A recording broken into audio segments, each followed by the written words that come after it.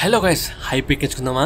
చాలా రోజుల తర్వాత సరైన స్టఫ్ మనకు దొరికింది, మాట్లాడుకుందాం. You all are not noticing the BGM ఒక విజిల్ తో స్టార్ట్ అయ్యి అదే బీజిఎం గ్రాండ్ ఇయర్ ఎండ్ అవుతుంది. అండ్ ఈ మధ్యలో మనకు వీడియో కంటెంట్ అలా ఒక ఝలక్ ఇచ్చి వదిలేశారు మూవీ టీమ్. యాక్చువల్ గా 1 minute పైగా ఉండే ఈ అశ్వత్థామ గ్లిమ్స్ జస్ట్ 21 seconds మాత్రమే రిలీజ్ చేశారు అఫీషియల్ గా. But after some time 9:30 PM 1 minute 10 seconds video release చేస్తాను అని చెప్పారు. సో చేశారు. సో ఈవినింగ్ 7:15 PM కి స్టార్ స్పోర్ట్స్ లో 21 seconds వీడియో రిలీజ్ చేశారు. అండ్ 2 hours 15 minutes గ్యాప్ లో మళ్ళీ 1 minute 10 seconds వీడియో ట్విట్టర్ లో వైజయంతి యూట్యూబ్ ఛానల్ లో రిలీజ్ చేశారు. సో ఇదంతా ఫ్యూచర్ లో గుర్తు పెట్టుకోవడానికి అసలు ఇలాంటి గ్రేట్ మూవీ ఎలా ప్లాన్ చేశారు, అప్పట్లో ఎలాంటి స్ట్రాటజీస్ యూజ్ చేశారు అండ్ అవి వర్క్ అయ్యాయా లేదా అనేది తెలియడానికి ఇవన్నీ ఇక్కడ చెప్తున్నాను. అంటే ఫ్యూచర్ లో వన్స్ బ్యాక్ వచ్చి అసలు ఎలా జరిగింది అని తెలుసుకోవడానికి, గుర్తు చేసుకోవడానికి ఈ డీటెయిల్స్ నేను చెప్పుకుంటున్నాను. అఫ్ కోర్స్ మీకు కూడా ఏదైనా ఉపయోగపడచ్చు. So de-aging and the VFX works గానీ కరెక్ట్ గా వర్కౌట్ అయితే నోబడీ కెన్ స్టాప్ కల్కి 2898 AD.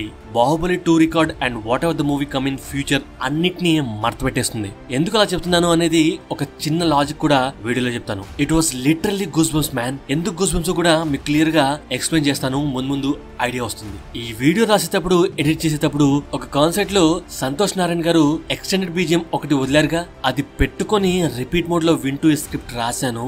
I'm hyped. నేను చాలా ఆలోచించాను, చాలా థాట్స్ రైజ్ అయ్యాయి. బట్ అన్ని ఫాస్ట్ గా చెప్పాలంటే కష్టం. కొన్ని డిస్కస్ చేసుకుందాం.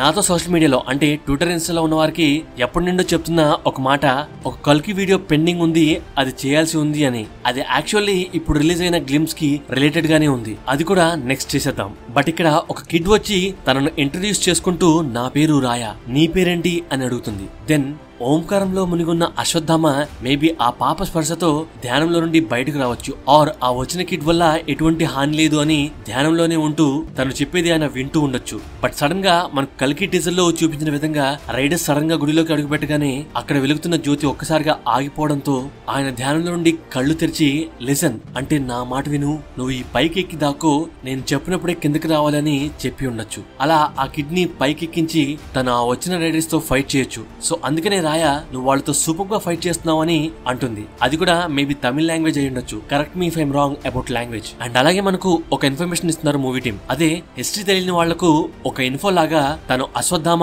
తన ఒక ఇమ్మోర్టల్, తనకు చావు లేదు. సో అందుకనే తనను రైడర్స్ లేజర్స్ తో కాల్చినా సరే తనకు గాయం అవుతుంది, బ్లడ్ వస్తుంది, బట్ తను చావరు.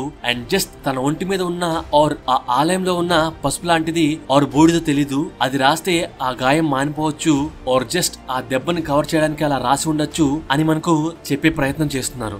సో అశ్వత్థామకు చావు లేదు కాబట్టి ఆ పాపకు ఒక ఆబ్వియస్ డౌట్ రావచ్చు. అదే తను భగవంతుడా అని అడుగుతుంది. అడుగుతూ 2 చేతులు జోడించి నమస్కారం చేస్తుంది. అంటే అప్పటికే తను ఎవరు అనేది డీటెయిల్ గా ఆ రాయకి తెలిసి ఉండొచ్చు. అంటే ఆయన గురించి రాయ ఇంతకు ముందే తెలుసుకుని ఉండొచ్చు. దెన్ అప్పుడు అశ్వత్థామ చిన్నగా నవ్వుతూ ద్వాపర యుగం నాటి నుండి దశావతారం రాక కొరకు వేచి చూస్తున్న ద్రోణాచార్యుని పుత్రుడిని అశ్వత్థామ అని గంభీరంగా చెప్తారు. That acting was mind blowing man. ఆ తర్వాత ఆ కర్రను తిప్పి వెళ్లే ఆ స్వాగ్ ఏదైతే ఉందో మైండ్ బ్లోయింగ్ మ్యాన్. నాగేశ్వన్ గారి అదృష్టం అని చెప్పొచ్చు అమితాబ్ బచ్చన్ గారితో వర్క్ చేయడం. ఆయనకు సరైన క్యారెక్టర్ ఇచ్చి వదిలితే ఎలాంటి యాక్టింగ్ చేస్తారనేది ఎగ్జాంపుల్ ఇది. సరే, ఇప్పుడు డీఏజింగ్ పిక్ గురించి మాట్లాడుకుందాం. అది పర్ఫెక్ట్ గా సెట్ అయింది. అదైతే అద్భుతంగా క్రియేట్ చేశారు. సో మూవీ బడ్జెట్స్ కి, ఆ విఎఫ్ఎక్స్ వర్క్స్ కి ఇది పే ఆఫ్ అని చెప్పొచ్చు. అది కూడా మూవీలో ఇట్స్ జస్ట్ ఏ శాంపిల్ అండి. అశ్వత్థామ యంగ్ లుక్ కి అందరూ చూస్తున్నారు గానీ ఆ యంగ్ లుక్ తో తను ఎక్కడ ఉన్నారు, ఏం చేస్తున్నారు అనేది ఎవరు మాట్లాడడం లేదు, ఇంకా గమనించలేదు. ఆ thought first time 21 seconds glimpse చూడగానే నా మైండ్ లో రన్ అయింది. అఫ్ కోర్స్ నేను ప్రత్యేకంగా చెప్పాల్సిన అవసరం లేదు. ఆ సీక్వెన్స్ నా గెస్ట్ ప్రకారం ద్వాపరయుగంలోని మహాభారతం యుద్ధ సన్నివేశంలో జరుగుతుంది. ఇందులో ఏముంది అందరూ గెస్ట్ చేయొచ్చు అని అనుకోవచ్చు. But the thing is exactly ఈ సీన్ ఎక్కడ జరుగుతుంది అంటే తను ఆ సన్నివేశంలో శిరసావహిస్తున్నాడు అనేది సంకేతంగా చూపిస్తున్నట్లుగా మనకు అనిపించింది. అంటే చేసిన తప్పుకు ఆ శ్రీకృష్ణుల వారు శిక్ష వేస్తుంటే కళ్ళు మూసుకొని దాన్ని స్వీకరిస్తున్నట్లుగా అనిపిస్తుంది. సో ఆ శ్రీకృష్ణుల వారి ముందు అశ్వత్థామ నుంచుని ఉన్న సన్నివేశం అయి ఉండొచ్చు అని మన గెస్. ఇన్ కేస్ ఆ సీన్ లో శ్రీకృష్ణుల వారిని చూపిస్తే ఆ రోల్ ఎవరు చేసి ఉండొచ్చు?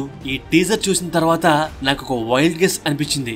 వాట్ ఇఫ్ మహాభారతంలో శ్రీకృష్ణ వారి పాత్రను సీనియర్ ఎన్టీఆర్ గారు చేస్తే అప్పుడెప్పుడో కలిసి ఉందాంరా అండ్ యమదంగలో అప్పుడున్న టెక్నాలజీతో ఎన్టీఆర్ గారు బ్రతికి వచ్చారు అని, ఆయన డాన్స్ వేస్తే ఎలా ఉంటుంది అని మనం చాలా ఈగర్ గా చూసాం. ఫ్యాన్స్ అయితే క్రేజీ అయిపోయారు. వాట్ ఇఫ్ ఒకవేళ సీనియర్ ఎన్టీఆర్ గారిని టెక్నాలజీ యూజ్ చేసి వెరీ వెరీ రియలిస్టిక్ గా గానీ క్రియేట్ చేసి ద్వాపర యుగంలో శ్రీకృష్ణుల వారిలాగా చూపించారు అనుకోండి, థియేటర్ పరిస్థితి ఏంటో వర్ణనాతీతం. అంటే నిజంగా అమితాబ్ బచ్చన్ గారిని డీఏజింగ్ చేస్తే ఎంత బాగున్నారో, సేమ్ అలాగే సీనియర్ ఎన్టీఆర్ గారిని అలా చేసి తెర మీద వాయిస్ తో క్రియేట్ చేసి డైలాగ్ చెప్పిస్తే ఉంటుందండి. మహాభారతం ఫ్యాన్స్, అమితాబ్ బచ్చన్ గారి ఫ్యాన్స్, సీనియర్ ఎన్టీఆర్ గారు అండ్ నందమూరి ఫ్యాన్స్, ప్రభాస్ గారి ఫ్యాన్స్, మ్యూచువల్ ఫ్యాన్స్, ఇద్దరిని ఇష్టపడే non fans and most important గా మనలాంటి మూవీ ఫ్యాన్స్ ఎలా రిసీవ్ చేసుకుంటారో ఇమాజిన్ చేసుకోండి. అండ్ ఇప్పటి వరకు చెప్పింది వరల్డ్ లో ఉన్న మన తెలుగు వాళ్ళ గురించి. అండ్ ఇక్కడ నార్త్ లో అండ్ వరల్డ్ వైడ్ గా ఉన్న వాళ్ళు ఇద్దరు లెజెండరీ యాక్టర్స్ ఒకే స్క్రీన్ పైన కనిపిస్తున్నారు అంట, యాక్ట్ చేశారంట అండ్ అది బాగా తీసారంట, అది కూడా అద్భుతంగా వాళ్ళు కనిపిస్తున్నారంట అని వింటే థియేటర్స్ కి వస్తుంటే జస్ట్ ఇమాజిన్. ఇది కేవలం ఫ్యాన్స్ కోసమే కాదు, ఇందులో 100% లో majority of the percent Ashwini Dutt గారి కోసం కూడా చేసి ఉండొచ్చు. ఎందుకంటే సీనియర్ ఎన్టీఆర్ గారిని దైవంగా భావిస్తారాయన. అందుకనే ఆయన బ్యానర్ లో ఎన్టీఆర్ గారు శ్రీకృష్ణ వారి అవతారంలో శంఖం ఊదుతూ కనిపిస్తారు. సో ఇవన్నీ కన్సిడరేషన్ లోకి తీసుకుంటే ఒకవేళ సీనియర్ ఎన్టీఆర్ గారి తెర మీద ఆయన్ను అత్యంత ఆరాధించే బాగా సూట్ అయిన శ్రీకృష్ణుల వారి రోల్ లో మళ్ళీ చూపిస్తే, అది టెక్నాలజీతో పర్ఫెక్ట్ గా వస్తే జస్ట్ ఇమాజిన్ ద యుఫోరియా. ఇంట్లో ఉన్న ముసలి వాళ్ళు కూడా ఎన్టీఓని తెర మీదకు మళ్ళీ శ్రీకృష్ణ వారి రోల్ లో చూపించారంట, చాలా బాగా చూపించారంట అని మూవీస్ కి రాని వాళ్ళకు కూడా వస్తారు. ఇన్ కేస్ ఇదంతా కాదు, జస్ట్ జూనియర్ ఎన్టీఆర్ గారిని డైరెక్ట్ గా శ్రీకృష్ణ వారి రోల్ లో చూపించి అది సీక్రెసీగా మెయింటైన్ చేసి థియేటర్ లో వదిలారనుకోండి, అది కూడా మామూలు యూఫోరియా క్రియేట్ చేయదు. అంటే సీనియర్ ఎన్టీఆర్ గారి ఫ్యాన్స్ అదొక నాస్టాలజీ అన్నట్లుగా ఉంటుంది, అప్పుడు తాతగారు ఇప్పుడు మనవడు అన్నట్లుగా ఉంటుంది. అండ్ ఇన్ కేస్ భైరవ నిజంగానే టైం ట్రావెల్ అయ్యి మహాభారతం ఎరాలోకి వెళ్లారనుకోండి, it will be chaos on screen అని చెప్పొచ్చు. అంటే అక్కడున్న శ్రీకృష్ణ వారిని కలిస్తే it will be chaotic intriguing scenes, క్రేజీగా ఉంటుంది. హౌ ది కాన్వర్స్ అన్నట్లుగా థాట్స్ వస్తాయి. అంటే భైరవ క్యాజువల్ గా మాట్లాడుతుంటే శ్రీకృష్ణ వారు అన్ని అర్థం చేసుకుని తనకు తగ్గట్లుగా మాట్లాడుతుంటే it is very very interesting man. Goose bumps, ఇలా థియరీస్ కుప్పలు తిప్పలుగా ఉన్నాయి. సో అలా మహాభారతాన్ని మనకు జస్ట్ ఒక ఫ్లాష్ లాగా చూపిస్తున్నారో లేక యాక్చువల్ సీన్ ని ఒకటి క్రియేట్ చేసి అది మూవీలో పెట్టారో లేదో తెలియదు గానీ,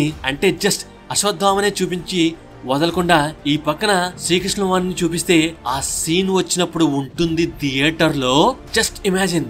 గూస్ బంప్స్ ఈ స్మాల్ వర్డ్. కార్తికేయ 2 మూవీలో అనుపమ్ ఖేర్ గారు శ్రీకృష్ణ వారి గురించి వర్ణిస్తుంటే గూస్ బంప్స్ వచ్చాయి కదా, అలాంటిది లేటెస్ట్ టెక్నాలజీతో లైవ్ గా జరుగుతున్న మహాభారతం చూపిస్తూ మహాభారతంలో కూల్ గా ఉండే శ్రీకృష్ణ వారు కోపంగా ఉన్న శ్రీకృష్ణ వారిగా మారినట్లుగా అది కూడా సీనియర్ ఎన్టీఆర్ గారిని ఆ రోల్ లో చూపిస్తే ఉంటుందండి కేయాటిక్. మన వాళ్ళు ఆ సన్నివేశాన్ని, ఆ హావభావాల్ని ఎలా పలికించారు, అక్కడ డైలాగ్స్ ఎలా రాయించారు, ఆ కాన్వర్సేషన్స్ ఎలా పెట్టారనేది ఈగర్ గా వెయిట్ చేస్తూ ఉండొచ్చు. నేనైతే ఖచ్చితంగా వెయిట్ చేస్తున్నాను ఎలా పెడతారు, ఎలా డిజైన్ చేస్తారు అని.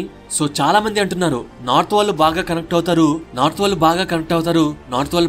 అవుతారు అని. అసలు హిస్టరీ మీద, దేవుళ్ళ మీద అందంగా గొప్పగా సీక్రెట్ గా మన తెలుగు వాళ్ళ కంటే గొప్పగా ఎవరైనా తీసారా ఇప్పటి వరకు? సో ఇక్కడ నార్త్ వాళ్ళు బాగా చేస్తారు, సౌత్ వాళ్ళు బాగా చేస్తారు కాదు, కరెక్ట్ గా చూపిస్తే, ఇలా రియలిస్టిక్ గా చూపిస్తే సౌత్ నార్త్ కాదు వరల్డ్ మొత్తం క్రేజీగా మళ్ళీ రిపీట్ మోడ్ లో ఈ మూవీ చూస్తారు. అండ్ కల్కి 2898 మూవీ మహాభారతం నుండి మొదలవుతుంది అని ఆల్రెడీ డైరెక్టర్ నాగేశ్వర్ గారు క్లియర్ గా ఇండికేషన్స్ ఇచ్చారు, అది కూడా డైరెక్ట్ గా. సో ఆ మొదలయ్యే సీనే ఇది అని మనం క్లియర్ గా అనుకోవచ్చు. సో అశ్వత్థామ ద్వాపరయుగం నుండి దశావతారం కోసం ఇంకా కలియుగంలో జీవిస్తున్నారు అని క్రిస్టల్ క్లియర్ గా చెప్పేశారు. అయితే ద్వాపరయుగంలో శ్రీకృష్ణ వారి ఆదేశాలచే పెకిలించబడిన ఆ మణి మళ్ళీ టీజర్ క్లైమాక్స్ లో ఆయన తలపైన కనిపించడాన్ని మనం గమనించవచ్చు. సో ద్వాపరయుగంలో అశ్వత్థామ నుదురుపై నుండి పెకిలించబడిన ఆ మణి మేబీ మళ్ళీ అశ్వత్థామకే శ్రీకృష్ణ వారు ద్వాపరయుగంలోనే ఇచ్చి ఉండొచ్చు. బట్ అది అశ్వత్థామకు ఎటువంటి మేలు చేయదు, ఉపయోగపడదు. కానీ ఆ దశావతార మూర్తికి సహాయపడడానికి ఎప్పుడైతే సమయం వస్తుందో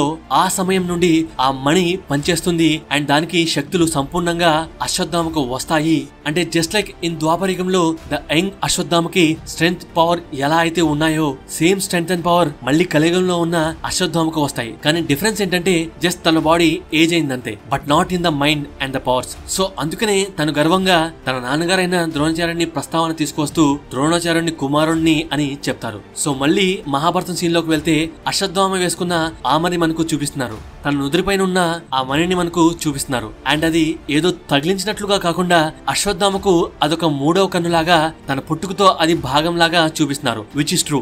బట్ దాన్ని యాజ్ గా హిస్టరీ ప్రకారం చూపిస్తున్నారు. అంటే ఏదో అటాచ్ అయింది అలా కాకుండా బై బర్త్ వచ్చినట్లుగా. అండ్ ఆల్సో తన నుదురు పైన శివుని బొట్టు అడ్డంగా విభూతితో కాకుండా అది నేచురల్ గా ఏర్పడింది అన్నట్లుగా మనకు ఆ నుదురుపై ఉన్న స్కిన్ ద్వారా రిప్రజెంట్ చేస్తున్నారు, చూపిస్తున్నారు. సో ద డీటెయిలింగ్స్ డైరెక్టర్ గారు చూపిస్తున్నవి పర్ఫెక్ట్ గా ఉన్నాయి, చాలా కేర్ తీసుకున్నారు అన్నట్లుగా కనిపిస్తుంది. అండ్ ఆ మనీ విషయానికి వస్తే టీజర్ క్లైమాక్స్ లో ఈ బాక్స్ లో నుండి మనీ తీసుకొని తన నుదురు పైన పెట్టుకున్నట్లుగా అనుకోవచ్చు. అంటే అది యాక్చువల్ గా బాక్స్ కాదు, అదొక గుండ్రాయి, ఒక నార్మల్ రాయి లాగే ఉంది. వేల సంవత్సరాలు గడిచాయి కాబట్టి దాన్ని ఒక రాయి లోపల దాచిపెట్టారు.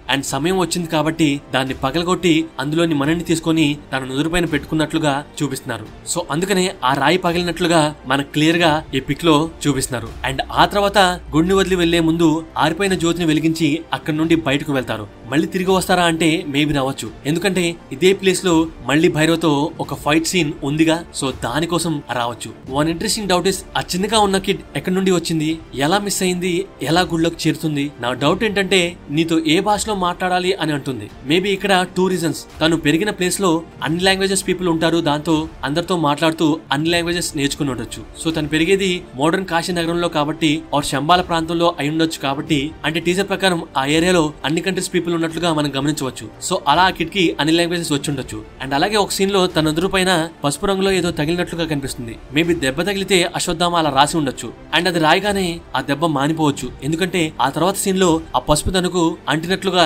ఎక్కడా కనిపించదు. అండ్ సెకండ్ రీజన్ ఇస్, అసలు తను హ్యూమన్ బీయింగ్ ఏనా, అంటే మనిషేనా, లేక తను ఒక రోబోనా? బట్ రోబో అయితే అశ్వత్థామ మాట్లాడబోవచ్చు. మేబీ ఆ రోబోని భైరవ కంట్రోల్ చేస్తుండొచ్చు. అంటే 875 years తర్వాత కదా హ్యూమన్ కాన్షియస్నెస్ ఇంక్లూడ్ చేస్తూ జస్ట్ లైక్ హ్యూమన్ లాగా ఉండే రోబోని చాలా ఈజీగా తయారు చేసి ఉండొచ్చు. So what ever it is, who ever it is, that kid is. ఆ ఎలివేషన్ ఫర్ అమితాబ్ బచ్చన్ గారు worked very exceptionally well. So ఆ రైడర్స్ వచ్చి అటాక్ చేయడంతో అండ్ ఆల్సో వాటర్ టాప్లెస్ శివలింగం పైన పడ్డంతో తను బయటకు రావాల్సిన సమయం వచ్చింది అని చెప్పి ఉండొచ్చు. సో నాకైతే ఈ డీఏజింగ్ పిక్ తో పాటు ద్రోణాచార్యుని కొడుకు అశ్వత్థామని గర్వంగా చెప్పే సీన్ లో dialogue and also legendary Amitabh Bachchan గారు చేసిన ఆ సీన్ ఏదైతే ఉందో, అంటే జస్ట్ ఆ స్టిక్ ని తిప్పి సరిగ్గా పట్టుకుని వెళ్లే scenes, it was great scene for me. The overall sequence work for me. మరి మీకు టీజర్ లో ఏ డీటెయిల్ నచ్చిందో కామెంట్ తో పాటు వీడియో నచ్చితే లైక్ అండ్ షేర్ తో పాటు సబ్స్క్రైబ్ చేయడం మర్చిపోకండి. మన ట్విట్టర్ అండ్ ఇన్స్టాగ్రామ్ కూడా ఉన్నాయి, మనతో ఇంటరాక్ట్ అవ్వాలంటే ఫాలో అవ్వండి. Thank you, love you all.